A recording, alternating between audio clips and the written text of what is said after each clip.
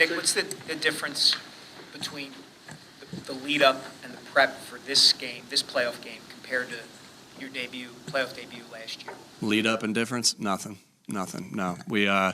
You're trying to perfect your process and tweak it, and so there's obviously little different things that you've done that you've added over the year. Like, hey, we'll add this or we take this out. So there's little things like that are changed, but you don't just change. And the same thing. What's the difference between this preparation now today and the one against Detroit? Nothing, right? It doesn't. The moment of the game and who we're playing and where we're playing or what, that doesn't change, right? And that's been our consistent message all year, and what our players know and what our players do is you get ready for each game and you treat each game exactly the same because every game's big in this league. Nick, what are some of the advantages and disadvantages of facing a team you have so much familiarity with? I guess you would say that they know us well and we know them well. You know the personnel really well. You know the schemes really well. And so there's advantages and disadvantages to both ends of that. And so, again, you go through your process. You have a process for everything. You got a process for a Monday night game. You got a process for a Thursday night game. You have a process for the second or third time that you play a team that you're trying to go through in that matter. But, it's familiarity and that can be both good and bad because it's not like we're just familiar with them. They're familiar with us as well. What's your feeling for how Jalen is feeling and functioning now relative to the last time he was getting ready for the Giants? Yeah, same thing. I'm going to tell you, he's better today than he was 2 weeks ago, right? And he's continuing to get better, and he feels good. I'll let him tell you how he feels. But looking forward to seeing him go out there and practice today and go through everything today. Nick, your philosophy of shorter training camp practices, days off in camp, walk through Wednesdays, all that stuff, getting guys off their feet. What kind of made you believe in that when you first got here, and how much do you think it's paid off this year?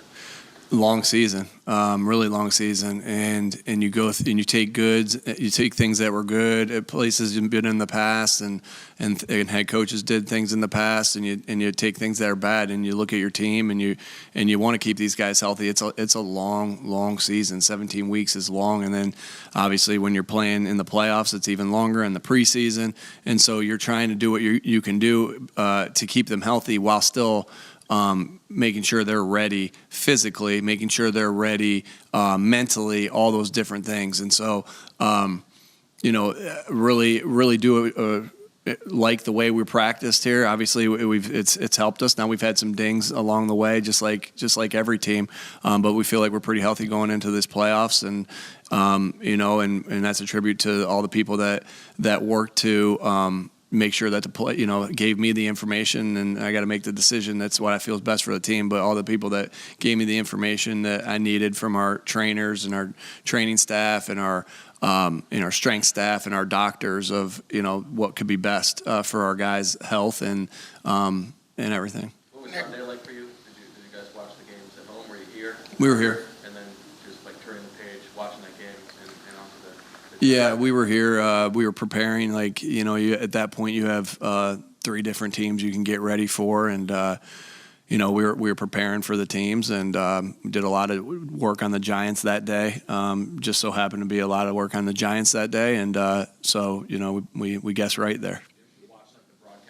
Yeah, it's on in the background as you're going. You're more focused on that than you normally would be because you're looking back and forth, seeing how things played out, So yeah, that was on while we were planning. Where is that? Tuesday. What did you accomplish last week, and why the pads on Thursday? We just wanted to get in pads again to make sure we got some good on good work, some speed work, so we can be physical and also work on some of the run game stuff that you might not get quite as much of when you don't have pads on, because we wanted to work on the fundamentals. So that was the main emphasis, is really working hard on our fundamentals. again, I say this all the time, that this team's going to call a good play and this team's going to call a good play and this player's going to be good and this player's going to be good. What gives, right? And that is going to be fundamental. So we worked on the fundamentals of our plays and fundamentals of the football. That was a big emphasis last week. Situational football was a big emphasis last week.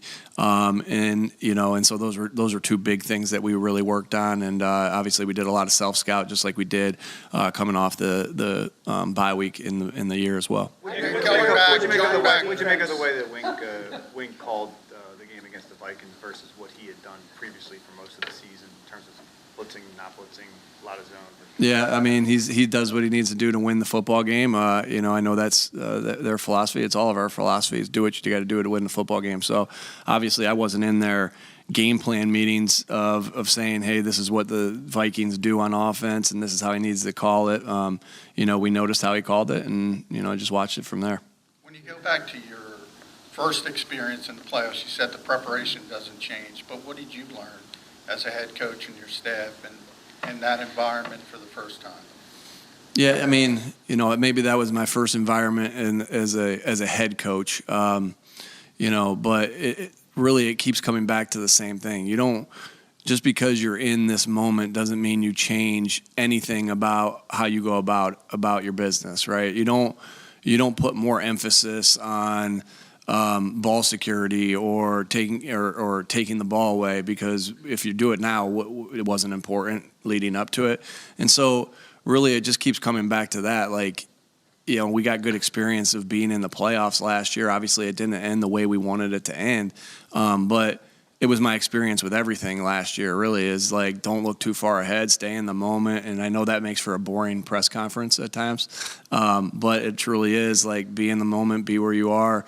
And that, to me, that's what good teams do. That's what good players do, and I think that's what good coaches do. And so that's what I guess what taught me the most, is just continue to be where you are. And that's what last year more so than that game particularly, but last year was what I was taught. Does Avonte Maddox have a chance this week at all, or is he still a little ways away? Yeah, we'll see.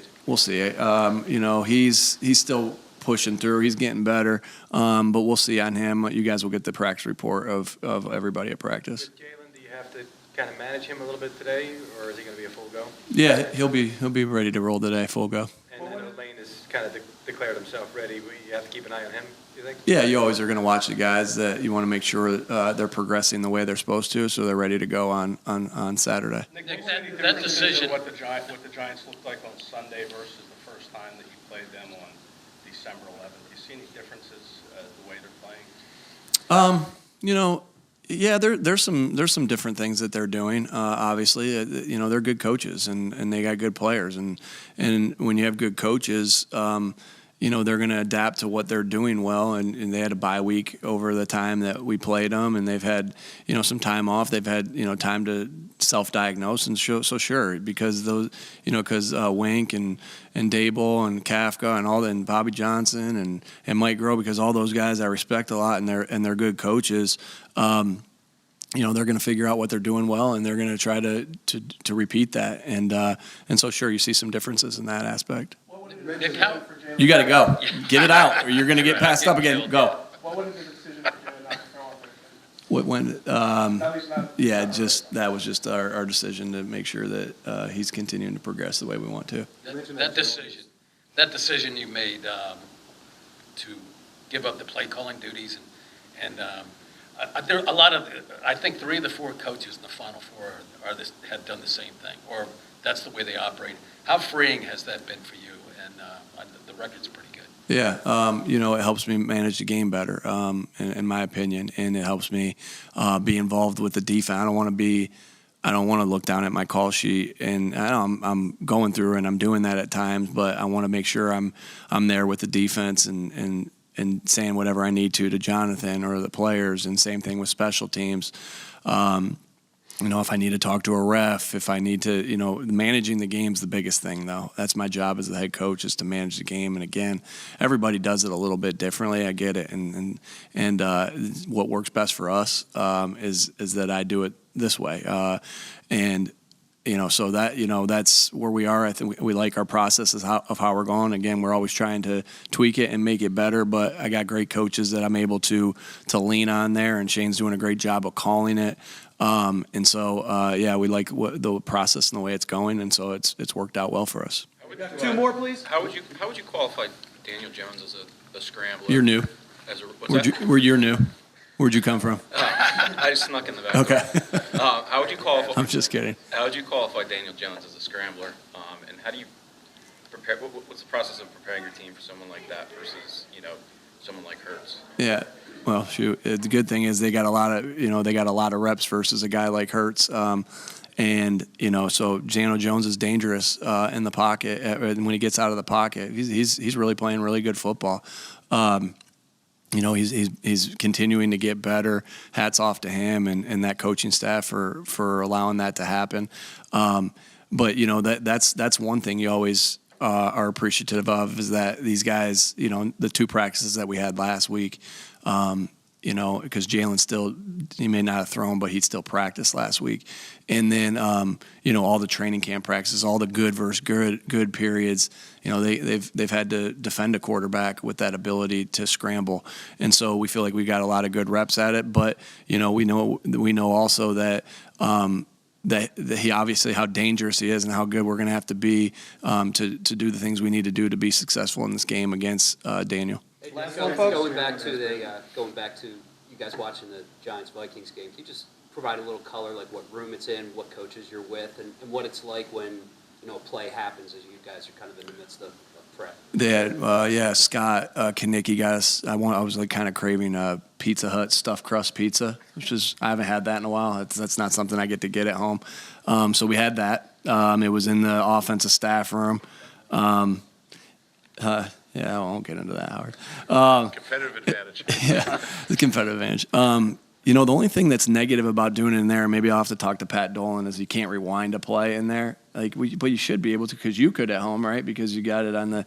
But apparently, like in our meeting upstairs, you couldn't hey, what was that play? Rewind that. What did they do to Jefferson there, or what did they do to, on that particular play? You can't rewind, and I got to wait for the replay. So. But that's kind of, sat in there. It was because you're in, obviously I'm in with the offense, getting the offensive game plan done. Gannon's with the defense, and Coach Clay's with the special team. So it was all the offensive coaches that were in there watching it as we planned.